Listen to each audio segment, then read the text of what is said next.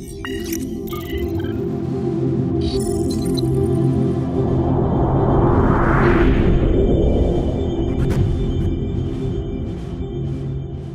ಊರಲ್ಲಿ ಒಬ್ಬ ಜಿಪ್ಪಣ ಇದ್ದ. ಯಾರು ಹುಟ್ಟಿನಿಂದ ಜಿಪ್ಪಣರಾಗಿರೋಲ್ಲ. ತುಂಬಾ ಬಡಮಂತನದಲ್ಲಿ ಹುಟ್ಟಿದವನು.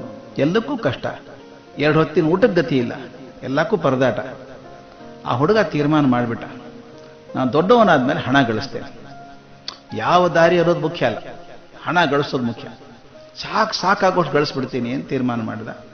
ಹಣ ಕೂಡ್ಸಿಡೋಕೆ ಶುರು ಮಾಡಿದ. ಗಳಿಸಿದ ಹಣ ಅನುಭವಿಸ್ಲಿಲ್ಲ, ಯಾರಿಗೂ ಕೊಡಲಿಲ್ಲ.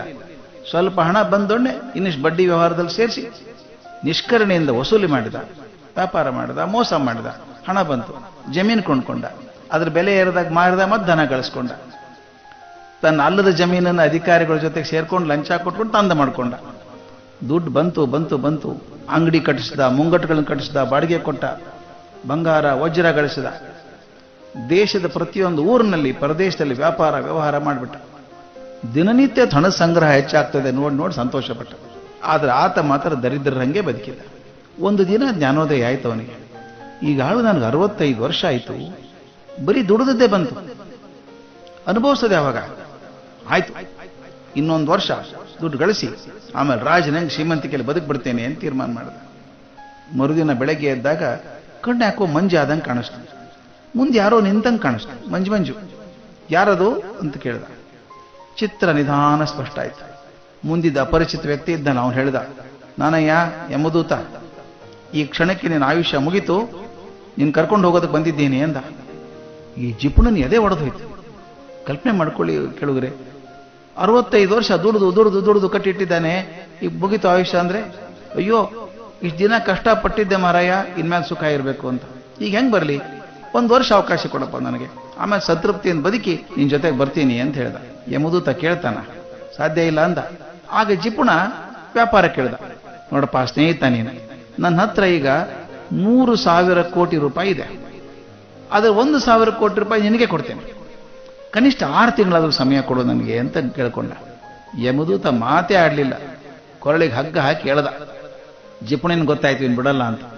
ಯಮದೂತನ ಕಾಲಿಗೆ ಬಿದ್ದ, ದೇವ್ರೇ ಪ್ರಭು, 6 ತಿಂಗಳು ಬೇಡಪ್ಪ, ನಾ ಗಳಿಸಿದ್ದೇನೆಲ್ಲ 3,000 ಕೋಟಿ ರೂಪಾಯಿ ಪೂರ್ತಿ ನಿನಗೆ ಕೊಟ್ಬಿಡ್ತೀನಿ, 1 ದಿವಸನಾದ್ರೂ ಬಿಡಯ್ಯ ನನಗೆ. ಆ ಬಾಕಿ ಕೆಲಸ ಎಲ್ಲ ನಾಮಿನೇಷನ್ ಮಾಡೋದೆಲ್ಲ ಇರ್ತದೆ, ಅದು ಮಾಡಿ ಬಂದ್ಬಿಡ್ತೇನೆ, 1 ದಿವಸ ಕೊಡೋದು ಹಾಕ್ತಾನೆ. ಯಮದೂತ ನಕ್ಕ, ಮೂರ್ಖ, ಈ ನೀನ್ ಭೂಲೋಕ ದುಡ್ಡು ತಗೊಂಡು ನಾನೇನ್ ಮಾಡ್ಲು ಅಲ್ಲಿ? ನನಗೇನು ಪ್ರಯೋಜನ ಇಲ್ಲ, 1 ಕ್ಷಣನೂ ಬಿಡೋಕ್ಕಾಗಲ್ಲ ನಿನ್ನ, ಮುಗಿತ್ ನಿಂದು ಅಂತ ಹಗ್ಗ ಹೇಳ್ದ. ಆ ಪೂರ್ತಿ ಹತಾಶ ಹೋದ ಜಿಪುಣ. ದಯವಿಟ್ಟು ಮರಾಯ, ದಯವಿಟ್ಟು ನನಗೋಸ್ಕರ 1 ನಿಮಿಷ ಕೊಡ್ತೀಯ ಅವಧಿ, ಜಾಸ್ತಿ ಬೇಡ, 1 ನಿಮಿಷ ಕೊಡ್ತೀಯ, ಯಾಕೆ ಅಂತ ಕೇಳ್ದ. ನನ್ನ ಸಲುವಾಗಿ ಅಲ್ಲಪ್ಪ, ಜನರಿಗೊಂದು ಮಾತು ಬರಿಬೇಕಾಗಿದೆ ನಾನು, ಆಮೇಲೆ ನಿನ್ ಜೊತೆಗೆ ಬಂದ್ಬಿಡ್ತೀನಿ ಅಂತ ಕಣ್ಣೀರು ಸುರ್ಸೋಕ್ ಶುರು ಮಾಡಿದ. ಈ ಬಾರಿ ಯಮದೂತ ಸ್ವಲ್ಪ ಕರುಣೆ ತೋರಿಸ್ತಾ, ಆಯ್ತು 1 ನಿಮಿಷ, ಬೇಗ ಮುಗಿಸು ಅಂದ. ಈತ ಅಳ್ಕೊಂಡು ತನ್ನ ಮುಂಗೈಯನ್ನು ಕೊರ್ಕೊಂಡ, ಕರಕ್ ಅಂತ ರಕ್ತ ಚಿಲ್ತು. ತನ್ನ ಬೆರಳನ್ನು ಅದರಲ್ಲಿ ಎದ್ದಿ ಅವಸರದಿಂದ ಬರೆದ. ಏನ್ ಬರೆದ ಗೊತ್ತೇ ಸ್ನೇಹಿತರೆ, ಆತ್ಮೀಯರೇ, ನಾನು 3,000 ಕೋಟಿ ರೂಪಾಯಿ ಗಳಿಸಿಟ್ಟಿದ್ದೇನೆ, ಅದು ಎಲ್ಲವನ್ನೂ ಕೊಡ್ತೀನಿ ಅಂದ್ರೂ ಕೂಡ ಮೃತ್ಯುವಿನಿಂದ 1 ನಿಮಿಷ ಕೂಡ ಪಡೆಯೋಕ್ಕಾಗಲಿಲ್ಲ ನನಗೆ. ಜೀವನದ ಪ್ರತಿ ಕ್ಷಣವನ್ನು ಸರಿಯಾಗಿ ಬಳಸಿ, ಯಾಕೆಂದ್ರೆ ಪ್ರತಿ ಕ್ಷಣದ ಬೆಲೆ 3,000 ಕೋಟಿಗಿಂತ ಹೆಚ್ಚು ಅನ್ನೋದನ್ನು ಇವತ್ತು ಅರ್ಥ ಮಾಡ್ಕೊಂಡಿದ್ದೀನಿ ಅಂದ. ಮರುಕ್ಷಣ ಅವನ ಜೀವ ದೇಹದಿಂದ ಬೇರೆಯಾಗಿ ಹೋಯಿತು. ಜೀವನದ ಪ್ರತಿ ಕ್ಷಣ ಅತ್ಯಂತ ಅಮೂಲ್ಯವಾದದ್ದು.